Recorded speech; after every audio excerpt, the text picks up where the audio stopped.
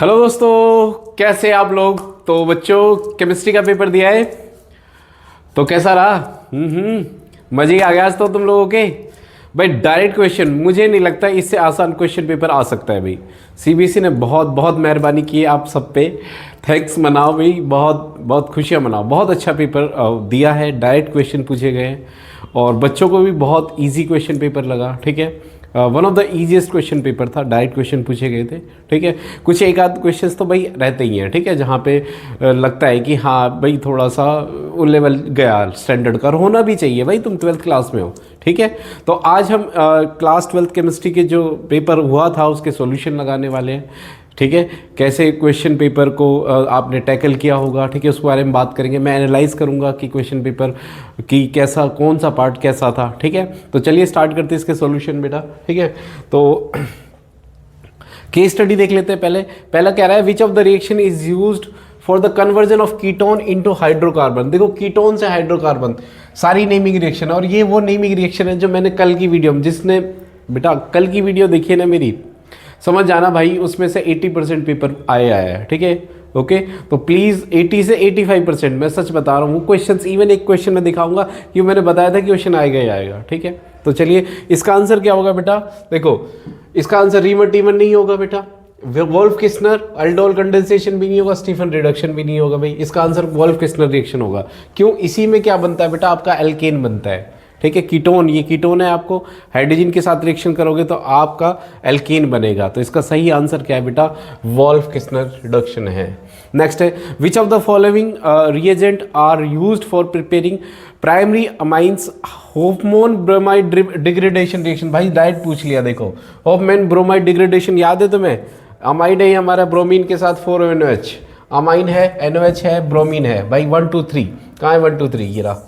ठीक है, तो सही आंसर क्या होगा इसका? 1 2 3। होफमैन ब्रोमाइड डिग्रेडेशन में क्या क्या यूज होता है। ठीक है, ओके, कर लिया। नेक्स्ट आगे।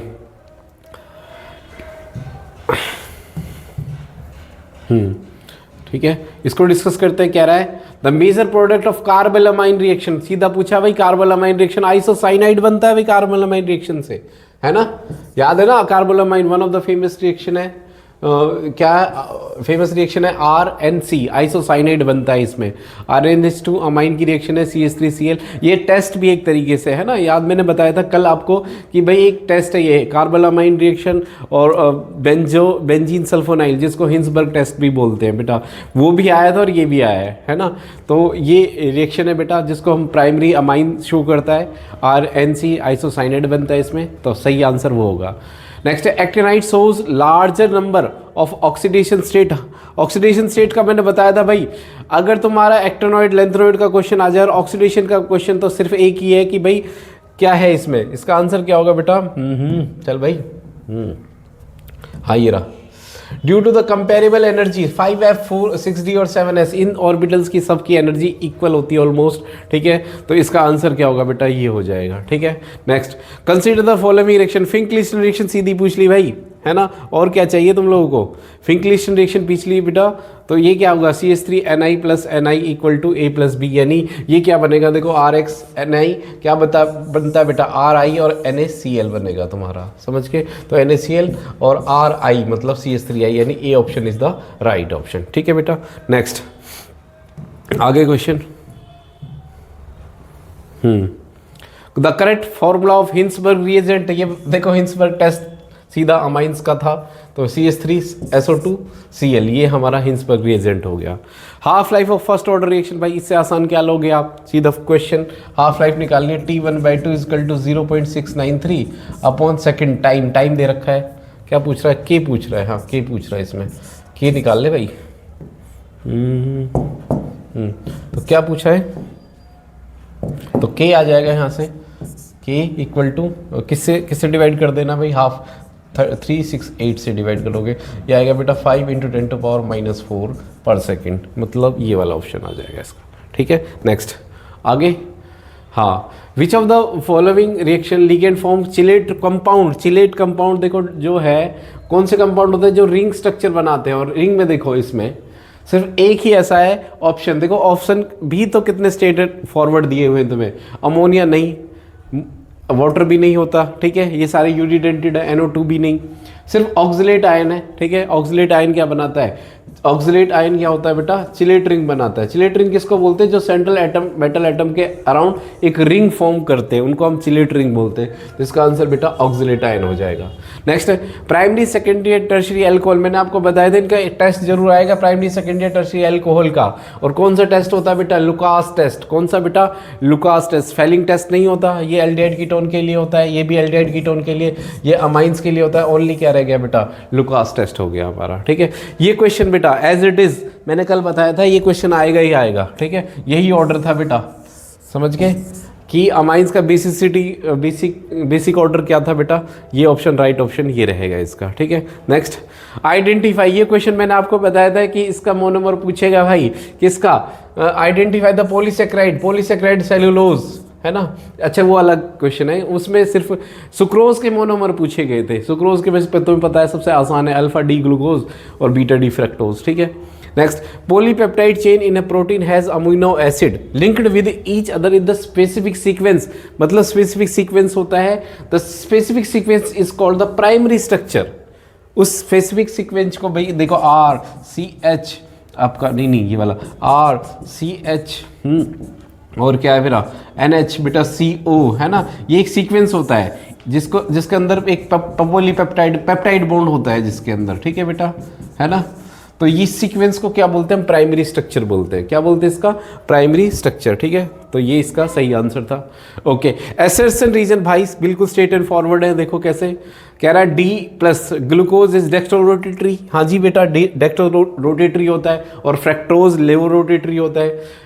Plus represent the dextro-rotatory nature and D represent the configuration. बिल्कुल सही बात है, A is the right option. क्या हो जाएगा बेटा, A इसका सही आंसर हो जाएगा, ठीक है। Next highest oxidation state of Mn+7, हाँ भाई होती है, बिल्कुल होती है, ठीक है। Transition metal exhibit variable oxidation, बिल्कुल सही बात है, तो इसका आंसर भी A हो जाएगा। Next para nitrophenol is more acidic then phenol. बिल्कुल बेटा, अगर कोई इलेक्ट्रॉन विड्रॉइंग ग्रुप आ जाए किसके ऊपर, है ना, किसके ऊपर, फिनॉल के ऊपर, तो वो उसका एसिडिक बिहेवियर बढ़ा देते हैं। इलेक्ट्रॉन डोनेटिंग ग्रुप क्या है, एसिडिक बिहेवियर डिक्रीज करते हैं। Nitro group is electron withdrawing group, है ना, और वो फेनॉक्साइड आयन को स्टेबलाइज करता है। हाँ स्टेबलाइज करता है, रेजोनेंस इफेक्ट, रेजोनेंस जो नेचर है उसको और ज़्यादा प्रोवोक करता है, बढ़ाता है। तो इसका आंसर भी A हो जाएगा, समझ के। All aliphatic aldehyde gives positive Fehling solution, बिल्कुल सही बात है ये, ठीक है। और aliphatic aldehyde reduce to Fehling, no aliphatic aldehyde नहीं देते बेटा फेलिंग रिएजेंट के साथ, तो ये ऑप्शन गलत हो जाएगा। इसका आंसर हो जाएगा बेटा C आ जाएगा। क्या हो जाएगा इसका आंसर, C आ जाएगा। क्लियर है, ओके। केस स्टडी देख लेते हैं एक बार। अच्छा देखो ये क्वेश्चन क्या है, देखो अगर इसको देखो कितना आसान क्वेश्चन है।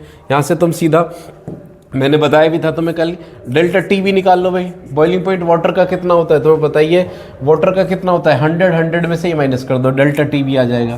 तो 1018 में से 100 माइनस कर दोगे तो 0.18 आ जाएगा, समझ के। अब क्या, अब सीधा फॉर्मूला लगा दो, डेल्टा T भी equal to I into KB, समझ के। तो KB इंटू M, समझ के। क्लियर है बेटा। तो यहाँ पे M क्या निकालने को पूछ रहा है उसने, वॉन्ट ऑफ फैक्टर निकाल लो। ये सारी दे रखी है, I निकल जाएगा, ये नीचे आ जाएगा। इजी क्वेश्चन था, ठीक है। नेक्स्ट हेनरी लो, भाई बताया था मैंने, हेनरी लो बेटा कर लेना अच्छे से, हेनरी लो, ठीक है। तो हेनरी लो के ऊपर डाइट क्वेश्चन पूछा हुआ है आपका, ठीक है।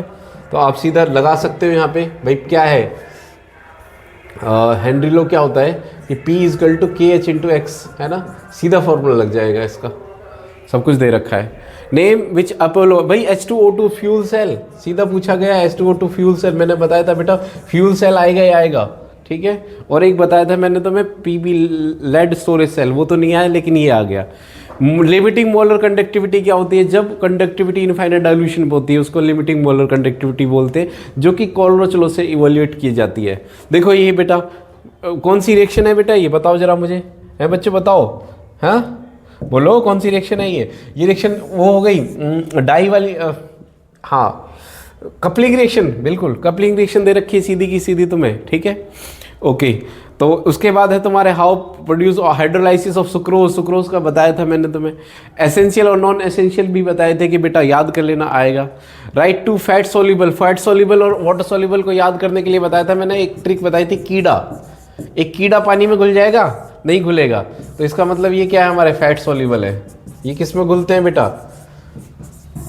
फैट में घुलते हैं, फैट में डिजोल्व होते हैं बेटा, ठीक है। कीड़ा पानी में नहीं घुलता, तो मतलब KEDA, तो ये क्या है हमारे water soluble, fat soluble vitamin है, ठीक है। उसके बाद देखो नर्स इक्वेशन, मैंने बताया था भाई 100% इसका क्वेश्चन आएगा ही। मैं क्या बताऊँ, इसमें सबने बताया कि 100 इसका तो आएगा, बस तुम्हें बैलेंस करनी थी, ये ध्यान रखना। ये बच्चा कल ने एक बच्चे ने डाउट पूछा था, बिल्कुल एग्जैक्टली यही क्वेश्चन, ठीक है। CR3 पॉजिटिव है और Fe मतलब 3 इलेक्ट्रॉन लूज करे इसने, और Fe2 पॉजिटिव। अब इसको भी कितने इलेक्ट्रॉन लूज करने हैं बेटा? इसको 2 लूज करने। बैलेंस कर लो इलेक्ट्रॉन, इसको किससे मल्टीप्लाई कर दो, इसको 2 से, इसको 3 से, तो n की वैल्यू 6 आ जाएगी, ठीक है। Concentration of product upon concentration of reactant कर देना भाई, ठीक है। E0 सेल निकल ही जाएगा आपका, E reduction minus E oxidation से। Define order of reaction, order of reaction कितना इजी है। ये क्वेश्चन मैंने बताया था भाई, कल सॉल्व भी कराया था मैंने गलत में, कि अगर इसको डबल कर देंगे तो इसका क्या होगा, how the rate of reaction if the double the concentration of B को डबल कर देंगे तो 4 टाइम्स हो जाएगा, सीधा सा है, ठीक है बेटा। Okay, next right the overall reaction of A is present in large access, जिसको बोलते हैं सूडो फर्स्ट ऑर्डर रिएक्शन। तो सूडो फर्स्ट ऑर्डर रिएक्शन लिखनी थी इसके अंदर, इजी है, ठीक है। नेक्स्ट आरएनएस इक्वेशन का क्वेश्चन दे रखा है भाई, सीधा फॉर्मूला बेस्ड क्वेश्चन है। IUPAC नेम लिखना है भाई, इसका क्या नाम हो जाएगा बताओ जरा, इसका टेट्राअमाइन, एक्वा, क्लोरिडो, कोबाल्ट, और उसकी ऑक्सीडेशन स्टेट कितनी आएगी भाई यहाँ 2 आएगी ऑक्सीडेशन, कोबाल्ट नहीं 3 आएगी, एक ही रहा ना क्लोरीन, तो 3rd क्लोराइड लास्ट में, ठीक है। पॉलीडेंटेड लिगेंड्स क्या होता है, जिसके अंदर जो एक से ज़्यादा इलेक्ट्रॉन हमारे मल्टीपल इलेक्ट्रॉन डोनेट करते हैं हमारे, ठीक है। ओके, इसके आइसोमर्स बनाने थे, कितना आसान है, ठीक है। ये हेक्सा वाला एग्जाम्पल, ऑक्टा वाला एग्जाम्पल दे दिया ये तुम्हें। ये किससे होगा बेटा, हाइब्रिडाइजेशन दे। अच्छा ये तो देखो, ये AgNO3, ये क्वेश्चन दे रखा है बेटा NCERT में, है ना, सीधा NCERT के क्वेश्चन उठा के दे दिया। FeCN6 मैंने कल बताया था भाई, इसका जरूर कर लेना, FeCN6 का जरूर आएगा। ये आ गया हाइब्रिडाइजेशन। ऐसे TiH2 कलर क्यों होते हैं, मैंने क्वेश्चन बताया था आपको कि कलर कंपाउंड क्यों होते हैं, क्यों बनाते हैं, क्यों नहीं बनाते हैं, ठीक है। तो इसकी ऑक्सीडेशन स्टेट करके हाइब्रिडाइजेशन निकाल के हो जाएगा ये। ऑर्डर ऑफ रिएक्शन वही, ठीक है। नेक्स्ट आगे चलते हैं, चल भाई। हाँ, अब केस स्टडी देख लेते हैं, इलेक्ट्रोकेमिस्ट्री का कुछ दे रखा था यहाँ पे, और इसके क्वेश्चन कर लेते हैं भाई। क्या क्वेश्चन है देखो, एक तो ये रिएक्शन करनी थी जिसको फिडेलक्राफ्ट एल्काइलेशन सीधा दे रखा था एनिसोल का, ये एनिसोल हुआ, इसका फिडेलक्राफ्ट एल्काइलेशन एक बार CH3 किस पे लग जाएगा भाई, एक बार ऑर्थो पे लग जाएगा, एक बार पैरा पे लग जाएगा। ये दूसरी नाइट्रेशन भाई, क्या इजी रिएक्शन है, एक बार NO2 ऑर्थो पे लग जाएगा, एक बार NO2 उस पे लग जाएगा, ठीक है, पैरा पे।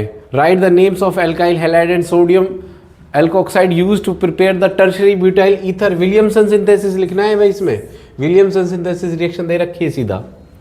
या और पे क्या करना है भाई, देखो anisole on reaction with HI, अगर तुम HI के साथ रिएक्शन करोगे एनिसोल की, तो ये देगा फिनॉल, और ये देगा, ये क्यों नहीं देगा, ये पूछ रहा है ये।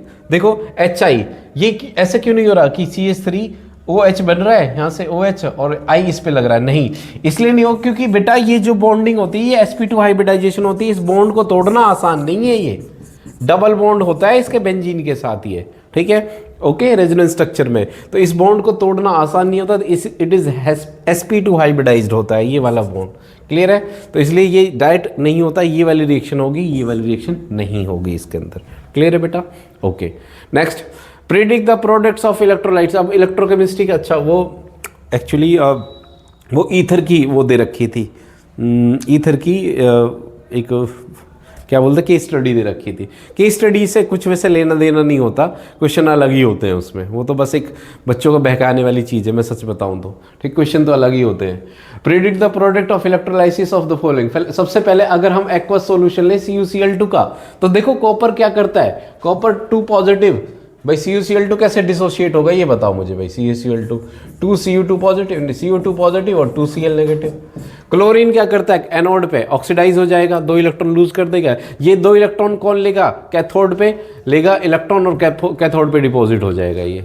तो इसका ये वाली रिएक्शन लिखनी थी आपको, ठीक है। दूसरा कह रहा है अगर सॉल्यूशन को H2SO4 से रिप्लेस कर दे तो H2SO4 सबसे पहले तो हाइड्रोजन देखो 2H पॉजिटिव, कैथोड पे क्या होगा, नहीं पहले देखो SO4 है जो हमारा, वो क्या करता है 2 इलेक्ट्रॉन लूज करेगा और वो बना देगा H2SO8।